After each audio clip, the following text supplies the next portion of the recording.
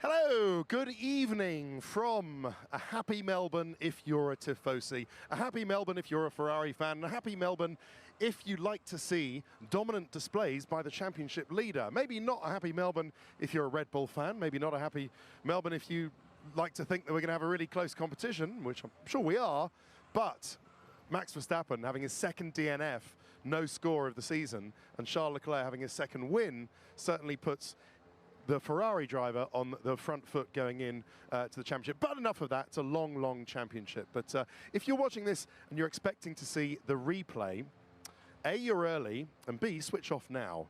So if you're thinking that anybody is about to watch this live and hasn't seen the result of the race, or if they have and wants to see the whole race but don't want to know the details of it, then tell them to switch off and watch it later. But if you're watching the replay or online on skysports.com/F1 or on our YouTube channel, then welcome. You know what happened. Charles Leclerc won. Max Verstappen didn't finish, and I've already said that. Sergio Perez was second, and George Russell was third. And you know why I think this is an important one for Ferrari? It's because, as we saw from that photo when they were just finishing, and the delight, you know, in front of the huge crowd, which they didn't have in Bahrain, this is one of those emotionally cleansing moments when they can actually have a proper roar, a proper sensation of the win. They can go out tonight. I don't think many of Ferrari are actually flying home tonight. They can have a drink, which they probably couldn't do much of in Bahrain. Well, all the mechanics can go out and they can have a proper celebration. They definitely couldn't do it in Bahrain because they were packing up for the Saudi double header. And everybody can actually have that release and that feeling that a team needs after they have a great result like this. A dominant display, winning by 20 seconds. Charles Leclerc. All right, I know Max Verstappen wasn't in the race, but still, winning by 20 seconds. And he had the legs on Verstappen all the time. But I think a team like Ferrari needs, after so many years in the wilderness, to come through and to enjoy the moment, to savor the moment when they can, so that, you know, it makes everything a little bit sweeter and makes up for all those years when they didn't have all those victories. So everything is being cleaned up here in the pit lane. The Ferrari garage is, the cars are being worked on. They're being dismantled, the podium is being swept up. All of this ticker tape has been cleared away. It was green because of the sponsor, but someone should have seen it coming, really, and done green, white, and red, but they didn't do that in any case. And yeah, the Ferrari fans have now been cleared away. So there are no fans, few in the grandstand, and everyone has been cleared away by some well-meaning police officers down to the exits around turn one. If you're wondering what doing a shoey out of a Scottish football fan's shoe is like, well, it's absolutely fine, actually. It's not as bad as you would have think. The beer tasted of beer, it didn't taste of foot sweat, but there was quite a bit of grit. There was a bit of grit in your teeth after you do a shoey. I did swallow the beer. I didn't, you know, wuss out of it. You got to. I think they would have told. They could have, even though you might not have seen it. The old epiglottis was going up and down, and you know, let's face it, I can't get any iller. So it was, yeah, it was quite nice. And you know, a little bit at the end. And what I should have done was actually finished it all, which I didn't. There was still some remaining in the shoe, and then I held it above my head to show that I'd finished it. So I'll do that next time. All right, Si? Promise. Next time, if I survive, of course. And if I don't make it home, or tell my wife I loved her, and my kids that I loved them. But that would be a bad way to go, wouldn't it? Anyway, right, let's get on with it, shall we? And yeah, what should we do first? Well, it's going to be the first team we come to. So Mercedes, because they are Constructors' champions at the moment. And amazingly, in the Constructors' Championship, they are second. What?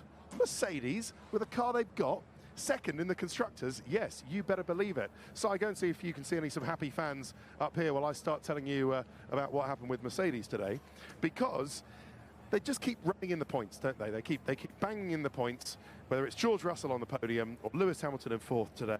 It was a great start, you know, and George Russell second in the Drivers' Championship. Hey, what's that all about?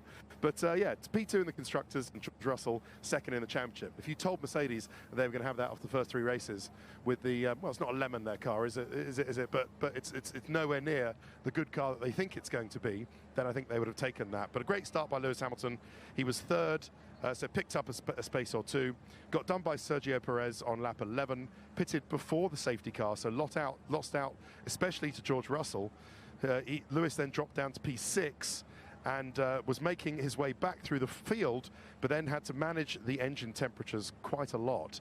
So really wasn't in a position to do the same lap times as George Russell, or even try and close on his English teammate, his fellow Brit teammate, after George got lucky with the safety car. So really that was Hamilton's goose well and truly cooked.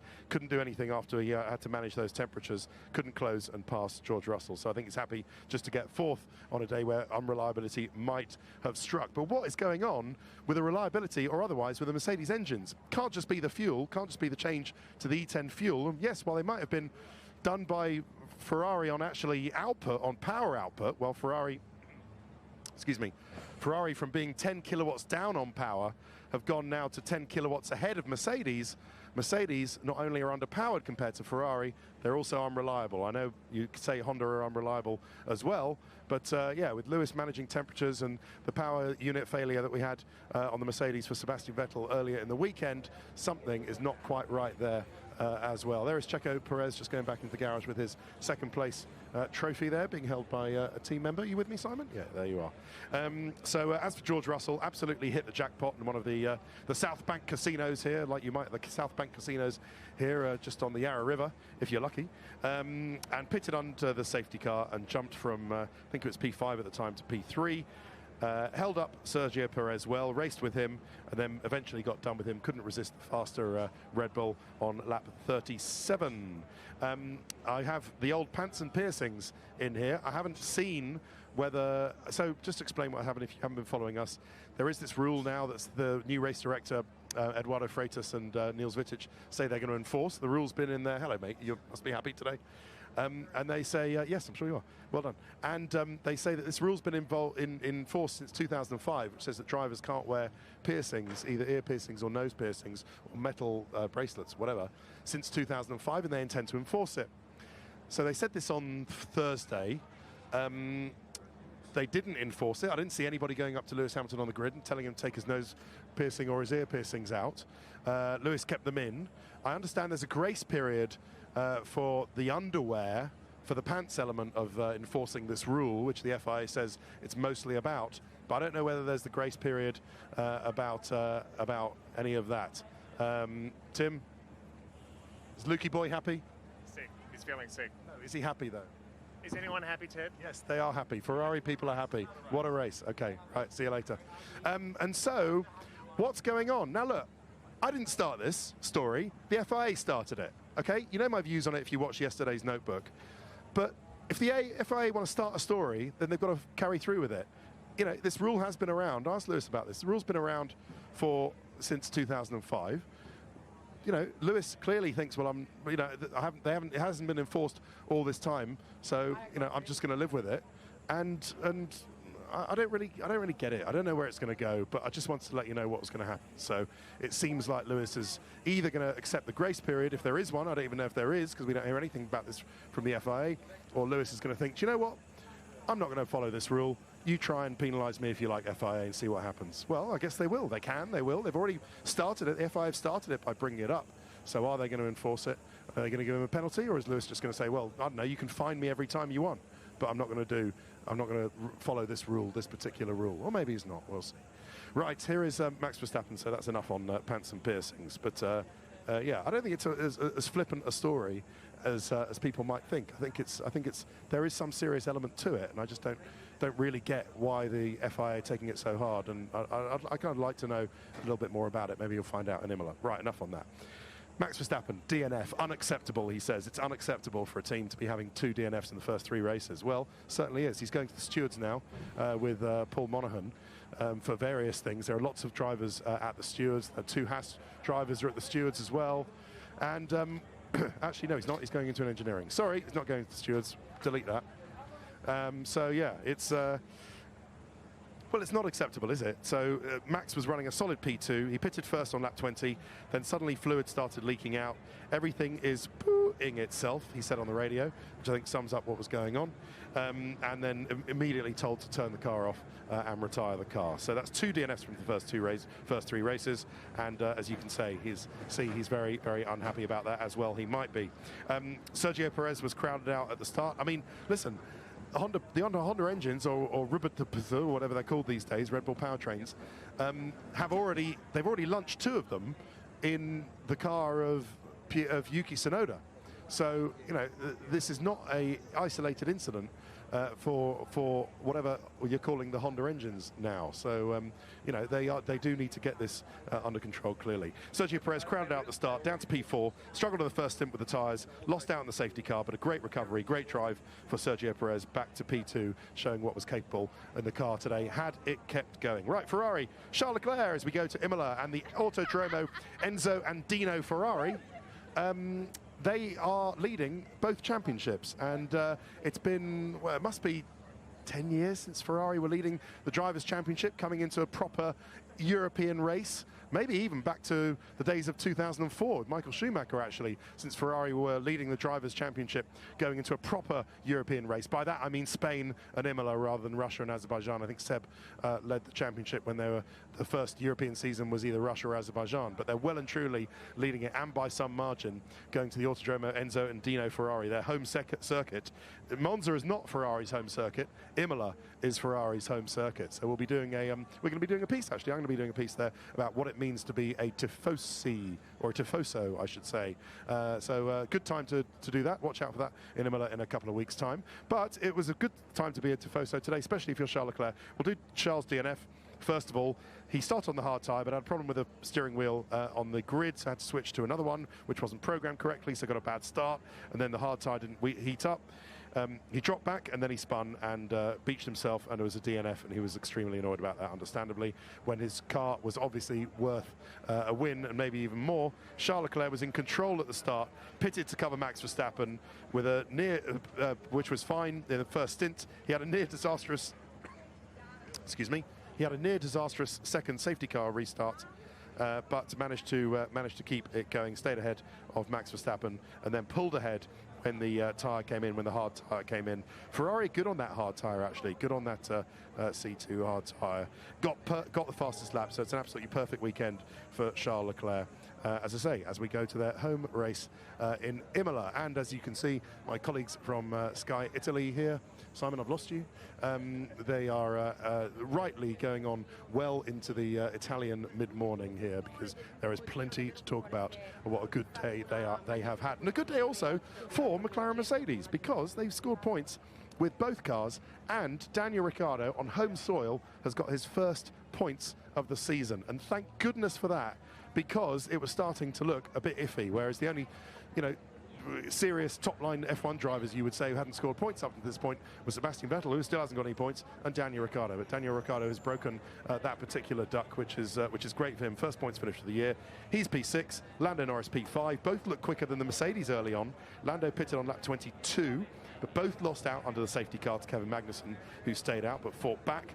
Lando had temperature problems with his Mercedes engine later on. Look, there we go again with the temperature problems with the Mercedes engine, so had to manage them.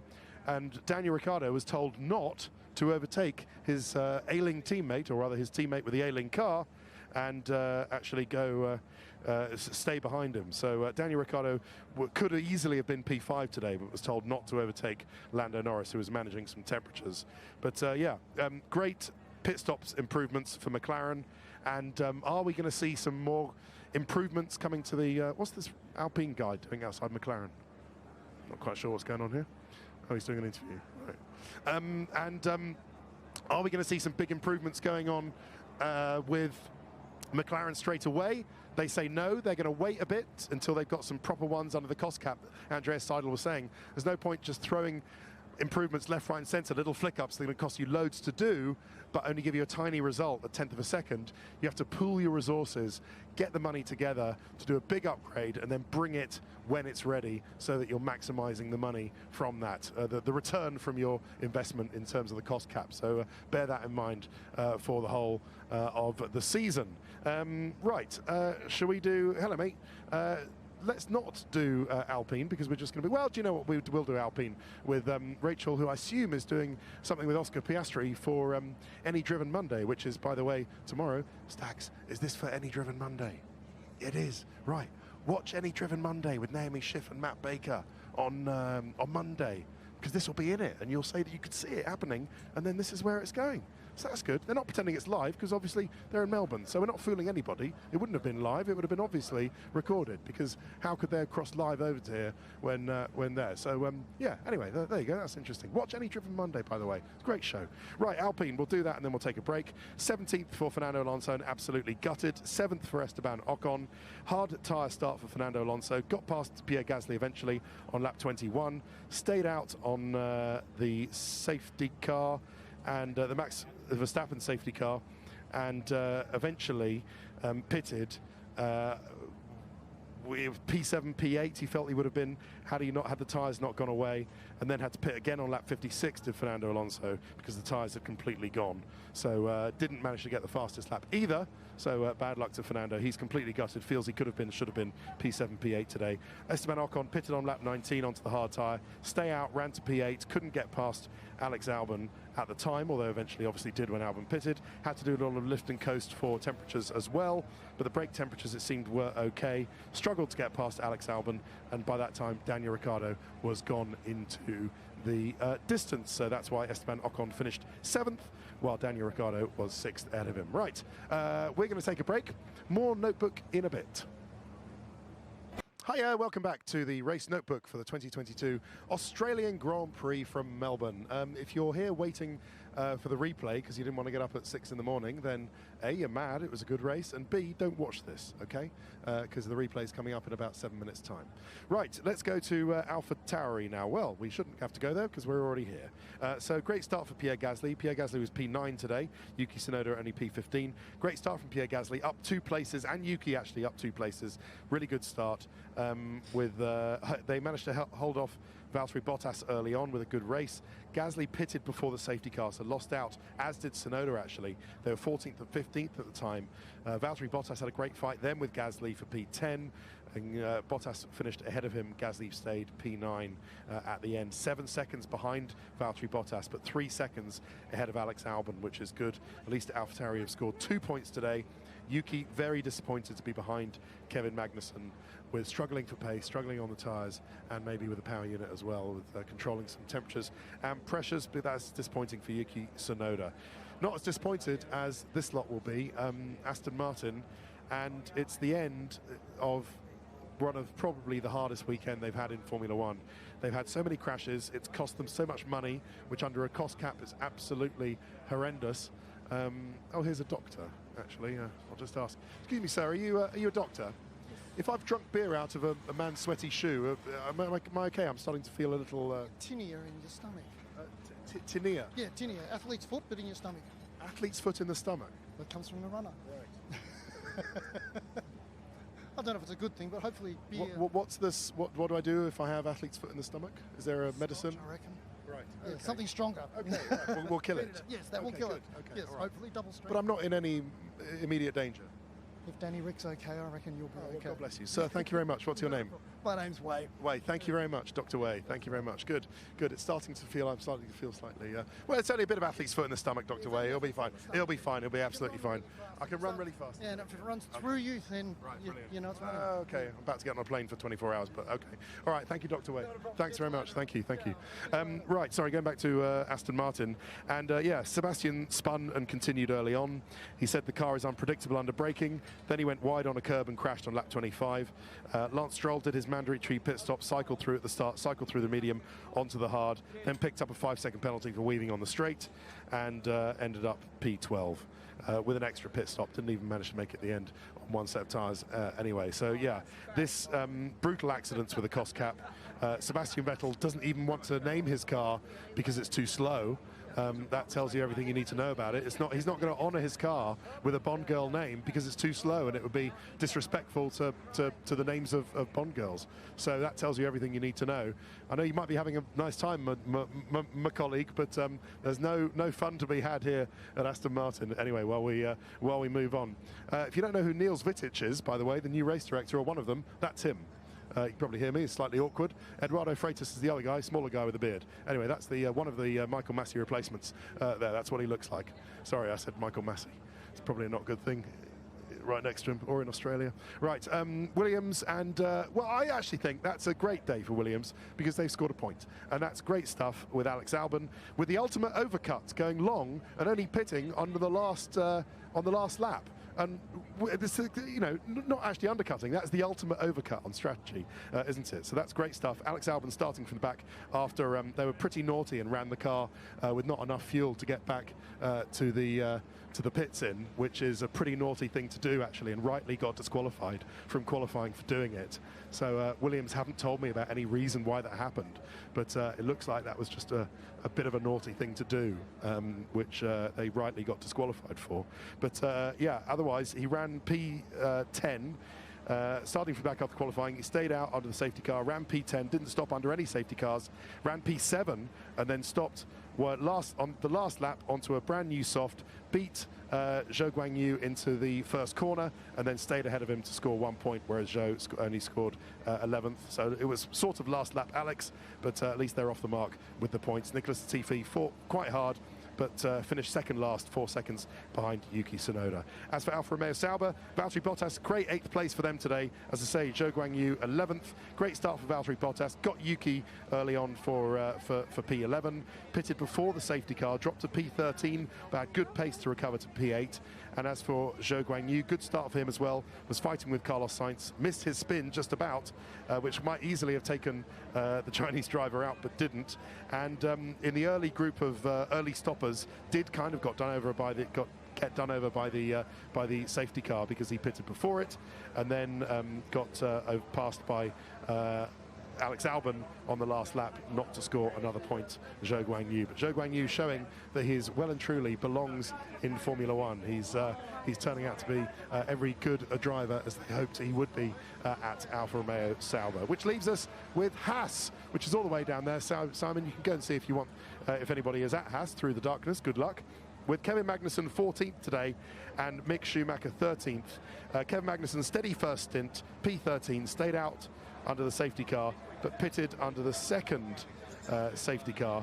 Mick Schumacher pitted on lap 16 to the hard tyre, and then closed up on Kevin Magnussen and finished ahead of him, beat him. So there's absolutely nothing strange about it. It's that Mick Schumacher on older tyres than Kevin Magnussen was quicker than Kevin Magnussen. They've both gone to the stewards, one for an issue, Kevin Magnussen with Yuki Tsunoda, and Mick Schumacher for an incident with Fernando Alonso. But yeah, I mean, listen, where has Haas's pace gone?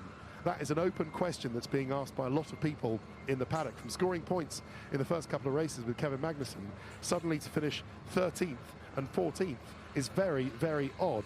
There have been suggestions, the rumour mongers say, well, you know, maybe Ferrari have thought that they're doing a little bit too well and threatening them. Of course, that's rubbish. Ferrari would never, you know, they're never going to threaten Ferrari, are they? And turn down their engine. I think that's rubbish. But that is the rumour that's out there, because I like to keep you across all these rumours in F1. But I think the truth is really that they arrived at the wrong setup early on and then never got it back. And when you essentially write off Friday and not have the right setup, it's very difficult to get it back. It's slightly awkward me saying this because Ayo Komatsu is the chief engineer here, but I was just saying there's a simple explanation as to where your pace has gone, probably on setup, rather than some of the rumours that are going up around here about nefarious things happening to your power unit. That's all. You can't comment on that, so don't. And all I'll say is just explaining what I was saying. Okay, so I think they messed up on the setup. Right. Okay, well, on that awkward moment, I will say thank you very much for watching. If you're about to tune in for the replay, then I won't tell you who's won, but I'll tell you that it's a good race. And for everybody else, please join us in a couple of weeks' time for the San Marino Grand Prix. It's not San Marino, don't call it the San Marino Grand Prix. It's the Emilia-Romagna Grand Prix at Imola, at the Enzo Adino Ferrari circuit in Imola. There you go, got there in the end. Anyway, thanks so much for watching. From all of us here in Melbourne, for now, it's goodbye.